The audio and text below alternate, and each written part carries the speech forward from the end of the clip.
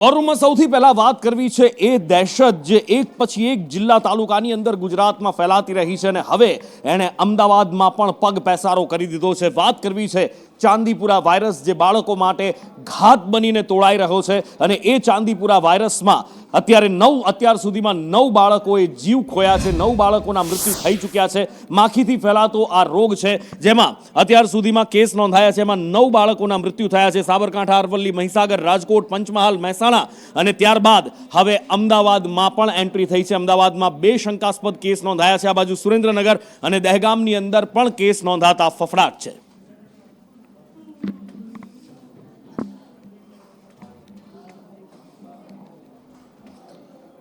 અમદાવાદની અંદર જ્યાં ચાંદીપુરા વાયરસની એન્ટ્રી થઈ છે ત્યાં અમદાવાદમાં પણ ફફડાટ જોવા મળી રહ્યો છે, કારણ કે અમદાવાદના પોશ વિસ્તાર સુધી આ રોગ પહોંચ્યો હોવાનું કહેવાય રહ્યું છે। એની સાથે સાથે અલગ અલગ જિલ્લાના જે બાળકો છે એમને પણ અમદાવાદ સિવિલ હોસ્પિટલમાં સારવાર આપવામાં આવી રહી છે। શું કહેવું છે ડોક્ટરોનું? અમદાવાદમાં જ્યારે પગ પેસારો થયો છે ત્યારે કેટલો ગંભીર છે અને એની સાથે તકેદારી કેવી રીતે શું રાખી શકાય, પ્રતિક પાસેથી જાણીએ। પ્રતિક,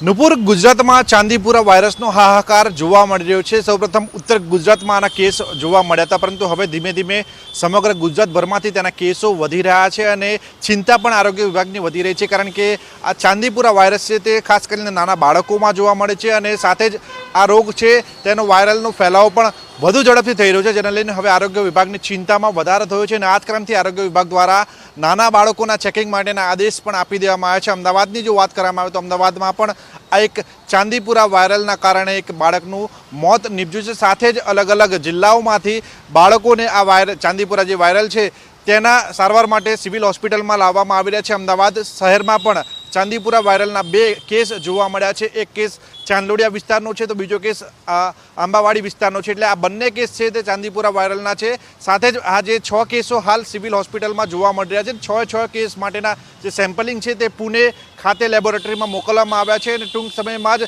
લગભગ 6 દિવસનો સમય લાગતો હોય છે આ જે વાયરલ છે તેના સેમ્પલના ચેકિંગ માટે। 6 દિવસ બાદ તેનો રિપોર્ટ આવતો હોય છે, ત્યાં રિપોર્ટ આવ્યા બાદ જાણવા મળશે કે આજે 6 કેસ જોવા મળી રહ્યા છે તે 6 કેસ પોઝિટિવ છે કે નેગેટિવ। પરંતુ હાલ આ ચાંદીપુરા વાયરસના કારણે તમામ જે વાલીઓ છે, નાના બાળકોના વાલીઓ, તેમાં ચિંતાનો માહોલ જોવા મળી રહ્યો છે, કારણ કે આ ફ્લૂ છે તે કેવી રીતે થાય છે તેના અંગે હજુ સુધી લોકોમાં જાગૃતતા ખૂબ ઓછી છે, જેને લઈને હવે વાલીઓમાં પણ ફફડાટ જોવા મળે છે અને વાલીઓ પણ પોતાના બાળકને સલામત રખાવવા તમામ પ્રયાસો કરી રહ્યા છે।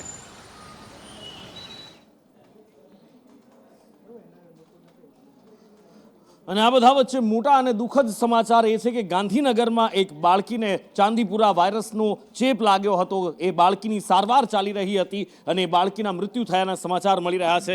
ગાંધીનગરમાં ચાંદીપુરાનો એક શંકાસ્પદ કેસ નોંધાયો હતો અને એ બાળકીનું સારવાર દરમિયાન મૃત્યુ થયું છે। 14 મહિનાની આ બાળકી હતી અને 14 મહિનાની બાળકીને ચાંદીપુરા વાયરસ જેવા લક્ષણો દેખાઈ રહ્યા હતા। હોસ્પિટલમાં દાખલ કરવામાં આવી હતી, રિપોર્ટના સેમ્પલ પુના મોકલવામાં આવ્યા છે, પણ એ સેમ્પલ આવે એ પહેલા જ એ દીકરીએ, એ માસૂમે દમ તોડી દીધો છે। ચાંદીપુરા વાયરસથી જ મૃત્યુ થયું છે કે કેમ એ હવે જ્યારે પુનાથી એના સેમ્પલ્સ આવશે ત્યારે ખબર પડશે, પણ આરોગ્ય વિભાગની ટીમ અત્યારે સર્વેની કામગીરી કરી રહી છે। દવાનો આસપાસ, મૃતકના ઘરની આસપાસ દવાનો છંટકાવ પણ શરૂ કરવામાં આવ્યો છે। હિરેન પાસેથી વધુ વિગત જાણીએ। હિરેન, ટોલનાકા પાસે છાપરાવાસ આવેલો છે અને આ છાપરાવાસમાં 4 જુલાઈએ 15 મહિનાની બાળકીના લક્ષણો જોવા મળ્યા હતા અને ત્યારબાદ તેને સારવાર માટે દહેગામ અને દહેગામથી પછી વધુ સારવાર માટે ગાંધીનગર સિવિલમાં રિફર કરવામાં આવ્યા હતા અને એ વખતે શંકાસ્પદ લક્ષણો દેખાતા NIV પુણે ખાતે ચાંદીપુરા છે કે કેમ તેના માટે સેમ્પલ મોકલવામાં આવેલું છે, પરંતુ સેમ્પલનો રિપોર્ટ આવે તે પહેલા જ આજે આ બાળકી છે એનું મૃત્યુ થયું છે અને મૃત્યુ થવાના કારણો જાણવા માટે પણ એનું PM અને ત્યારબાદ રિપોર્ટના આધારે ફાઇનલ ખબર પડશે। પરંતુ અત્યારે શંકાસ્પદ મૃત્યુને ધ્યાનમાં રાખી આ જે વિસ્તાર એટલે કે ભાટ ટોલનાકા આસપાસ જે છાપરાવાસ છે ત્યાં સમગ્ર વિસ્તારની અંદર સર્વે અને અલગ અલગ દવાના છંટકાવ માટેની કામગીરી શરૂ કરવામાં આવી છે। શહેરના અન્ય વિસ્તારોમાં પણ આ પ્રકારની જો કે શંકાસ્પદ ગતિવિધિ દેખાય તો ત્યાં પણ આરોગ્ય વિભાગે સતર્કતાથી કામ કરવા માટે કામ શરૂ કર્યું છે. અને આ બાજુ મહેસાણાની અંદર પણ એ જ દહેશત અને મહેસાણાની અંદર પણ એ જ માતમ દેખાઈ રહ્યો છે, કારણ કે મહેસાણામાં એક બાળકને આમ તો અત્યાર સુધીમાં 2 કેસ નોંધાઈ ચૂક્યા છે, પણ એક વર્ષનું બાળક જેને ચાંદીપુરાના લક્ષણ દેખાયા હતા, ચાંદીપુરાનો આ શંકાસ્પદ કેસ હતો, એ બાળકનો પણ જીવ નથી બચાવી શકાયો. ખેરાલુના વરેઠા ગામમાં 1 વર્ષના બાળકનું શંકાસ્પદ ચાંદીપુરાના કારણે મૃત્યુ થયું છે. મારા છોકરાનું છોકરું તાવ આવ્યો, તાવથી લઈ જા ખેરાલુથી લઈ જા વડનગરથી લઈ જા અમદાવાદ સારવાર કરી અને પછી એપ્સ થઈ ગયું. મહેસાણાનો રહેવાસી 1 વર્ષનું બાળક યુવરાજ 2 દિવસ પહેલાં સિવિલ હોસ્પિટલમાં તાવ અને ખેંચ સાથે દાખલ કરવામાં આવેલું અને વેન્ટિલેટર પર હતું, જેનું ગઈ રાત્રે ડેથ થઈ છે. સસ્પેક્ટ તો એક બાજુ ગાંધીનગરમાં એક બાળકનું મૃત્યુ, મહેસાણામાં મૃત્યુ અને કુલ 9 મૃત્યુ થયા છે, અને એક પછી એક કેસ નોંધાઈ રહ્યા છે. ગોધરામાં પંચમહાલના ગોધરાની અંદર પણ 2 કેસ નોંધાયા છે, અને એમાંથી એક બાળકની હાલત વધારે ખરાબ થતાં તેને રિફર કરવામાં આવ્યું છે વડોદરા. ચાંદીપુરા વાયરસનો આ કહેર છે કે જે લીપણની અંદર જે તિરાડો હોય છે એની અંદર માખી જન્મે છે, ને એના કારણે આ વાયરસ ફેલાતો હોવાનું અત્યારે પ્રાથમિક રીતે સામે આવ્યું છે. જોકે ભૂતકાળની અંદર પણ ચાંદીપુરાના કેસ સામે આવી ચૂક્યા છે. આ કોઈ નવો વાયરસ નથી, કોઈ પહેલી વાર સામે આવેલો રોગ નથી, પણ આ વખતે એનો હાહાકાર વધારે છે, આ વખતે એનો તરખાટ વધારે છે. એક પછી એક બાળકોના મૃત્યુ સામે આવી રહ્યા છે, અને ગોધરાની અંદર બે બાળકો આ ચાંદીપુરાની ઝપેટમાં આવ્યા હોવાનું કહેવાય રહ્યું છે. શંકાસ્પદ ચાંદીપુરાના લક્ષણો દેખાઈ રહ્યા છે, શ્વાસ લેવામાં તકલીફ પડી રહી છે, તાવ આવી રહ્યો છે, અને વધુ સારવાર માટે વડોદરા ખસેડવામાં આવ્યા છે. સસ્પેક્ટેડ ચાંદીપુરમનો કેસ નીકળ્યો છે. એ ઘરમાં તથા એની આજુબાજુના ઘરોમાં સેન્ડ ફ્લાયનું કલેક્શન કરવામાં આવ્યું છે. એ સેન્ટ ફ્લાયના કલેક્શન કરીને એને આઈડેન્ટિફિકેશન માટે એને એવી પુણે ખાતે મોકલી આપવામાં આવશે. અને એની જોડે ગઈકાલથી લઈને હજી 14 દિવસ સુધી ત્યાં જે ફળિયું છે એ ફળિયાના 235 ની વસ્તી છે ઘરોની, તો 235 ઘરોની વસ્તીમાં સર્વેલન્સની કામગીરી કરવામાં આવી છે, તથા મેલેથિયોન ડસ્ટિંગ પાવડર છંટકાવ કરવામાં આવ્યો છે, અને ફોકલ સ્પ્રેઇંગની બી કામગીરી કરવામાં આવશે. સાબરકાંઠામાં પણ ચાંદીપુરા વાયરસના 4 શંકાસ્પદ કેસ હતા. સેમ્પલ લેવામાં આવ્યા અને સેમ્પલ ટેસ્ટિંગ માટે મોકલવામાં આવ્યા, અને એમાંથી એક કેસ પોઝિટિવ આવ્યો છે. 3 બાળકોનો રિપોર્ટ નેગેટિવ આવ્યો છે, જ્યારે કે એક બાળકનો રિપોર્ટ ચાંદીપુરા પોઝિટિવ આવ્યો છે. આપણે GMERS હિંમતનગર સિવિલ હોસ્પિટલમાં જે શંકાસ્પદ વાયરલ એન્સેફેલાઇટિસના 8 કેસ આવ્યા હતા. એમાંથી 6 બાળકો મૃત્યુ પામ્યા છે, બાકીના 2 બાળકો સારવાર હેઠળ છે અને સુધારા ઉપર છે. એમાંથી તાજો રિપોર્ટ આવ્યો એ પ્રમાણે 4 બાળકોના રિપોર્ટ આવ્યા છે. 1 બાળકનો રિપોર્ટ પોઝિટિવ છે અને 3 બાળકોના રિપોર્ટ નેગેટિવ છે. હવે આ જે વાયરલ એન્સેફેલાઇટિસના શંકાસ્પદ કેસ છે એના માટે હિંમતનગર સિવિલ હોસ્પિટલમાં PICU વોર્ડમાં પૂરતી સુવિધાઓ કરી દેવામાં આવેલી છે. તો આખરે ચાંદીપુરાનો આ વખતે આ કહેર આટલો બધો કેમ, અને આટલા બધા મૃત્યુ કેમ, આટલો બધો તરખાટ કેમ, આ સવાલ થવો સ્વાભાવિક છે. આખરે ક્યાંથી એનો વાયરસ આવે છે, શું તકેદારી રાખવી? રાજ્યના આરોગ્ય મંત્રી સાથે, ઋષિકેશ પટેલ સાથે જ્યારે મીડિયાની વાત થઈ તો તેમણે એક બારીકી ડિટેલમાં કહી હતી. 14 જેટલા હતા ને એમાંથી મૃત્યુ 8 થી 9 જેવા હતા. સાહેબ, મહેસાણામાં 2 શંકાસ્પદ આવ્યા, એક બાળક. હવે એ કયા કારણોસર એ તો એની વિગતવાર તપાસ કરી, અને ચાંદીપુરમનો જે રોગ છે સેન્ડ ફ્લાય એટલે કે રેતીની માખથી આ થતો રોગ, એ રોગ હજુ એના જે નમૂનાઓ ખરા એ આપણે પૂના મોકલ્યા છે. અત્યારે આપણે સસ્પેક્ટેડ ગણીએ છીએ, કારણ કે એના લક્ષણો આને મળતા આવે છે, એટલે આવે એટલે કન્ફર્મ આપણે કરીશું. પરંતુ આ ચાંદીપુરમને મળતા પ્રકારનો એક રોગ અત્યારે પીડિયાટ્રિશિયનો આપણને કહી રહ્યા છે, અને ખાસ કરી મધ્ય ગુજરાતની અંદર આ રોગનું પ્રમાણ આપણને વધારે જોવા મળ્યું છે. પરંતુ દરેક જગ્યાએ ઘરોમાં જે માટીના ઘરો હોય, લીંપણના ઘરો છે, એવા ઘરોમાં રહેલી તિરાડોમાં આ માખીઓ હોય છે. આ જે એના જીવાણુઓ હોય છે, કીટકો, એ એમાં વસતા હોય છે. ત્યાં આગળ એને પૂરવાનું કામ, જંતુનાશક દવા નાખવાનું કામ, આ બધા કામો સાથે લગભગ 4546 જેટલા ઘરમાં કામગીરી કરી ચૂક્યા છીએ, અને આશરે 44,000 જેટલા લોકોને પણ આમાં આપણે આવરી લીધા છે. ચાંદીપુરા વાયરસ બાળકોને ટાર્ગેટ કરી રહ્યો છે. અત્યાર સુધીમાં 9 બાળકોના મૃત્યુ થયા છે. ત્યારે સવાલ થવો સ્વાભાવિક છે કે બાળકોને શાળાએ મોકલવા કેવી રીતે. દરેક વાલીના મનમાં આ ચિંતા આવે, દરેક મા બાપના મનમાં એ ચિંતા પોતાના બાળક માટે થાય કે બાળક સ્કૂલે જાય અને જો બાજુમાં કોઈ ઇન્ફેક્ટેડ વ્યક્તિ કે બાળક હોય તો શું એને ચેપ નહીં લાગે, મારું બાળક કેટલું સુરક્ષિત છે, તો શું તકેદારી રાખવી, કેવી રીતે તમારા બાળકને શાળાએ મોકલવું અને એના લક્ષણો હોય તો કેવી રીતે ઓળખવા. અમદાવાદ મેડિકલ એસોસિએશન દ્વારા કેટલીક વાત કહેવામાં આવી છે જે ખૂબ ધ્યાન રાખવા જેવી છે. પૂરાની ગુજરાતમાં દહેશત છે. અનેક બાળકોના મોત પણ થયા છે. જ્યારે અમદાવાદની સારવાર સિવિલ હોસ્પિટલમાં એક દર્દી શંકાસ્પદ નોંધાયો છે. ત્યારે સ્કૂલો પણ શરૂ થઈ છે. ત્યારે વિદ્યાર્થીઓની ચિંતા પણ વાલીઓને સતાવે છે. ત્યારે ડૉક્ટર દ્વારા શું અપીલ કરવામાં આવી રહી છે સ્કૂલોને, એમની સાથે જ જાણીએ. સર, જે પ્રકારે સ્કૂલો પણ હવે શરૂ છે, ચાંદીપુરા કેસની દહેશત છે, બાળકો શિકાર થઈ રહ્યા છે, ત્યારે સ્કૂલોમાં કેટલા પ્રિકોશન્સની હવે જરૂર લાગી રહી છે? દિવ્યા, ચાંદીપુરા વાયરસથી બીવાની જરૂર એટલા માટે છે કે એનો ફેટાલિટી રેટ બહુ જ ઊંચો છે. 50% જેટલો મૃત્યુ દર એમાં નોંધાયેલો છે. ત્યારે આ રોગ ફેલાય નહીં અને બાળકો સુરક્ષિત રહે એના માટે આપણે 3-4 વસ્તુઓ સજેસ્ટ કરીએ. નંબર 1 કે એક તો સર્વેલન્સ ખૂબ વધારવો જોઈએ. જે એરિયામાં આ ટાઈપના શંકાસ્પદ કેસો દેખાય ત્યાં પેસ્ટિસાઇડનો છંટકાવ કરવો જોઈએ. સેનિટેશનનું ધ્યાન રાખવું જોઈએ કે ચોખ્ખાઈ રહેશે તો સેન્ડ ફ્લાઇઝ કે મોસ્કીટો નહીં થાય, એટલે બાળકોને કરડશે નહીં ને બાળકોને ચાંદીપુરા વાયરસ થશે નહીં. અને ફ્યુમિગેશન કરવું જોઈએ. જે ક્લાસરૂમ્સ છે એ લોકોનું ફ્યુમિગેશન કરવું જોઈએ. એમના ટોયલેટ ચોખ્ખા કરવા જોઈએ. અને કોઈ પણ રીતે સેન્ડ ફ્લાઇઝ, મોસ્કીટો કે ટીક છોકરાઓને કરડે નહીં એનું ધ્યાન રાખીશું તો આપણે એનાથી બચી શકીશું. વાયરલ ઇન્ફેક્શનના કેસો પણ વધી રહ્યા છે, તો બાળકોમાં વાયરલ ઇન્ફેક્શનના કેસીસ બી વધી રહ્યા છે. તે દરમિયાન આ ચાંદીપુરા કેટલો ઘાતક બાળકો માટે પણ હોઈ શકે છે? આ બાળકોમાં જ થાય છે. આની લગભગ છે ને ફ્યુ મંથ્સથી લઈને 14 વર્ષ સુધીના બાળકોને જ આ એફેક્ટ કરે છે. અને બીજા વાયરસની જેમ સિમ્ટમ પણ સેમ છે. એટલે આનું અર્લી ડિટેક્શન અને ટ્રીટમેન્ટ ખૂબ જરૂરી બની જાય છે. નહીં તો 24 થી 72 કલાક જો અનટ્રીટેડ જાય તો એમાં મૃત્યુનો દર ખૂબ ઊંચો છે.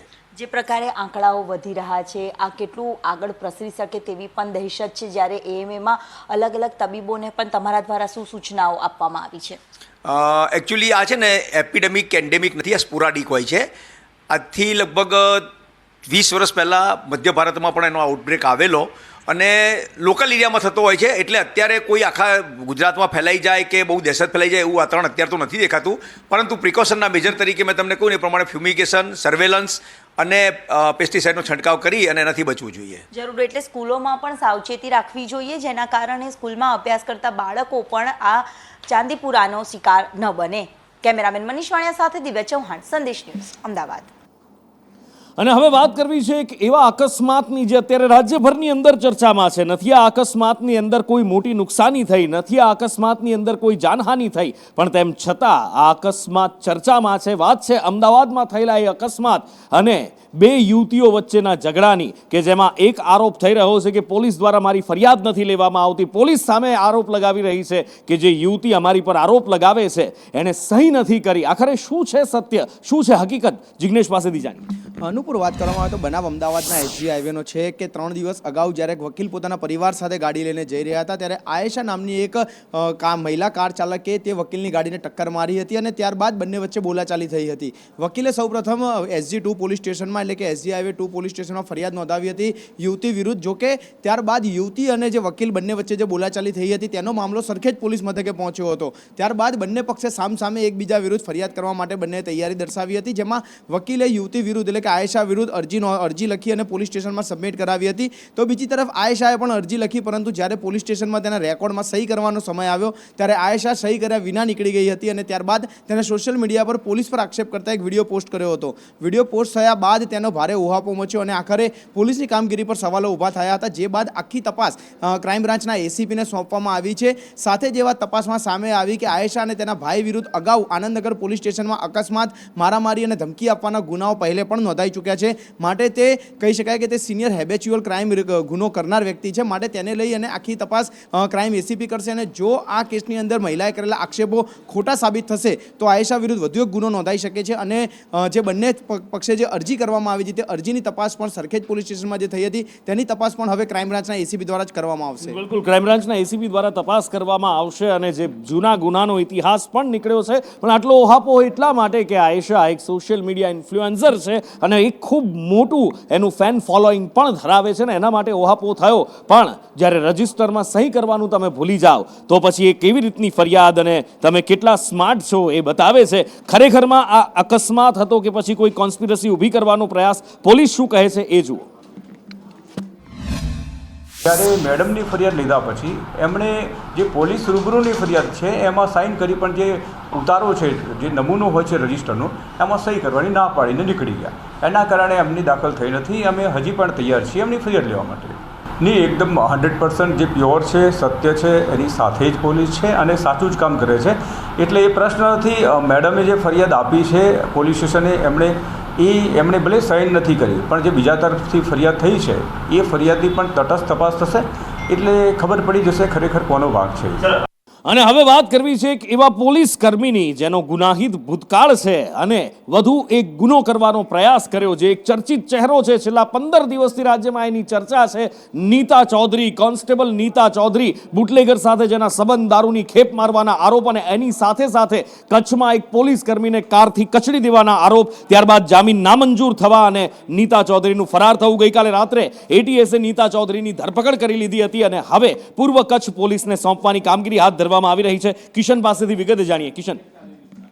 જી નુપુર, હાલ વાત કરવામાં તો બહુ ચર્ચિત કચ્છના આ કેસની અંદર પ્રોહિબિશનની સાથે સાથે 307નો ગુનો દાખલ કરવામાં આવ્યો હતો, જે અન્વયે નીતા ચૌધરીને પ્રથમ નાણા કોર્ટમાંથી જામીન મળ્યા હતા અને ત્યારબાદ પોલીસે સેશન કોર્ટની અંદર અપીલ દાખલ કરી અને તેમના જામીન નામંજૂર કર્યા હતા. જે અન્વયે બેલ નામંજૂર થતા પોલીસે નીતા ચૌધરી ભાગી ગયા હતા અને તે દરમિયાન યુવરાજસિંહના સાસરિયા પક્ષમાંથી તેમના ગામમાંથી નીતા ચૌધરીની અટક કરવામાં આવી છે અને એટીએસે અટક કર્યા બાદ નીતા ચૌધરી અમદાવાદથી હાલ પૂર્વ કચ્છ પોલીસના ભચાઉ પોલીસ સ્ટેશનને સોપરત કરવામાં આવ્યા છે. ત્યારબાદ ભચાઉ પોલીસે તેમને જજ સાહેબના બંગલા ઉપર રજૂ કર્યા હતા અને ત્યારબાદ તેમને હાલ જેલ હવાલે કરવામાં આવ્યા છે. જી નુપુર. અને આગળ વાત કરવી છે વરસાદી રમઝટની. મેઘરાજા ગુજરાતની ઉપર ઓળખોળ છે, પણ એવું લાગે છે કે આજના દિવસે થોડો પોરો ખાવાના મૂડમાં હોય એવું લાગે છે. ગઈકાલે સૌરાષ્ટ્રને ધમરોળ્યું, રાજકોટને પણ મોડી સાંજે ધમરોળ્યું હતું અને આજે ફરી એકવાર રાજકોટ પર મેઘરાજા મહેરબાન થયા. મયુર પાસેથી વિગતે જાણીએ. મયુર.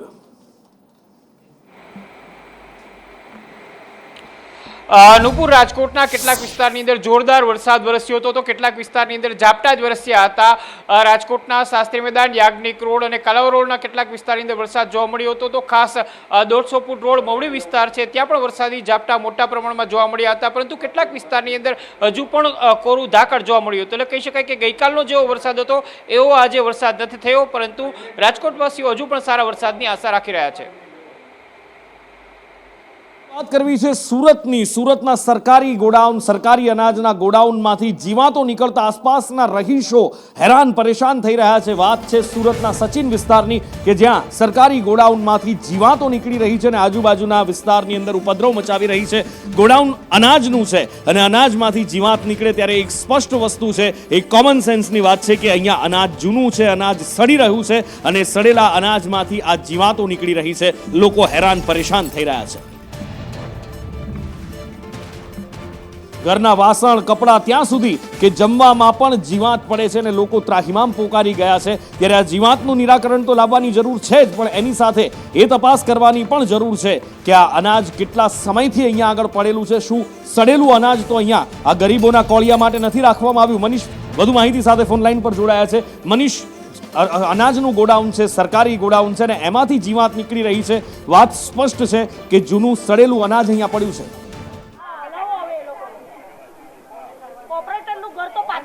જી બિલકુલ, વાત કરીએ તો આ 5 થી 6 સોસાયટીના લોકો છે તે હેરાન પરેશાન છે અને અત્યારે જે કહેવાય કે વિરોધ કરી રહ્યા છે અનાજના ગોડાઉનનો, કારણ કે સાંજે 5 વાગે આવે અને આ લોકોના જે ઘરના દરવાજા છે બંધ કરવાની નોબત આવે છે. કેટલાક લોકોના કાનમાં પણ અનાજ જે કહેવાય કે જીવાત ઘૂસી જાય છે અને તેમને હોસ્પિટલ જવાની નોબત આવે છે. વર્ષોથી આ સમસ્યા છે. મહાનગરપાલિકા અને સ્થાનિક તંત્રને વારંવાર રજૂઆત કરી છે, પરંતુ કોઈ પણ નિવારણ નથી આવતું. આખરે તેઓએ જે કહેવાય કે મોરચો ખોલ્યો છે. લોકો છે તેમની સાથે વાત કરીશું. બેન, કેટલી તકલીફો પડી રહી છે? ભાઈ, તકલીફ તો બહુ બધી પડી રહી છે. અનાજમાં પણ જાય છે, ખાવા બેસે તો તેમાં પણ ઉડીને આવે છે કિલ્લા. દરવાજો બંધ કરીએ તો પણ આવે છે, કારણ કે કોઈ વસ્તુ એનો રસ્તો થતો જ નથી. દરવાજાનો કોઈ અર્થ જ નથી રહેતો, કારણ કે અમે બંધ કરીએ તો પણ તે આવે જ છે. પરમ એક દિવસે તો કાનમાં ગયો, બરાબર, બીજા દિવસે ખાવા બેઠા તો ડીશમાં પડી ગયો. એટલે દરવાજો બંધ કરો તો એટલી બધી જીવાત ઉડીને આવે છે.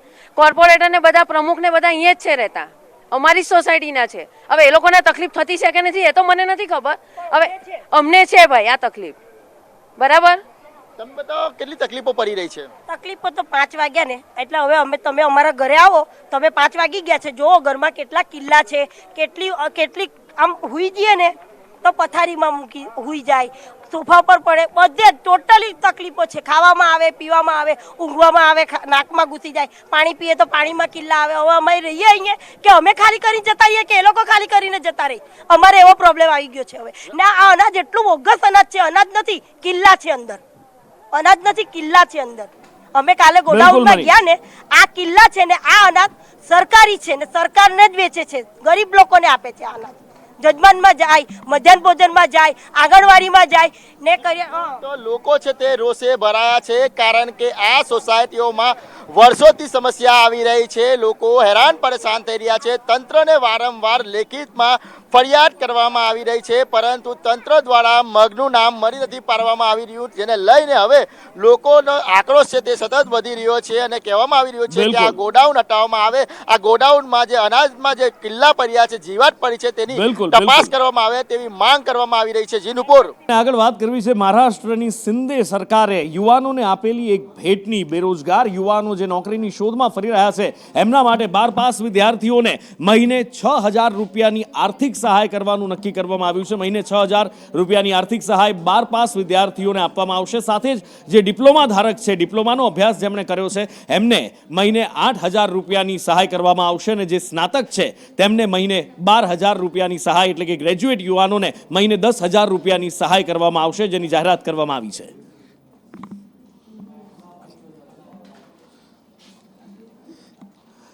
આની સાથે સાથે યુવાનોને 1 વર્ષની એપ્રેન્ટિસશીપ પણ આપવામાં આવશે. મહારાષ્ટ્ર સરકારે આ બેરોજગાર યુવાનો અથવા તો જે યુવાનો સ્ટ્રગલ કરી રહ્યા છે નોકરી મેળવવા માટે અથવા તો જે અભ્યાસ કરી રહ્યા છે અને આર્થિક સ્થિતિ નબળી છે એમના માટે આ મહત્વનો નિર્ણય લેવામાં આવ્યો છે.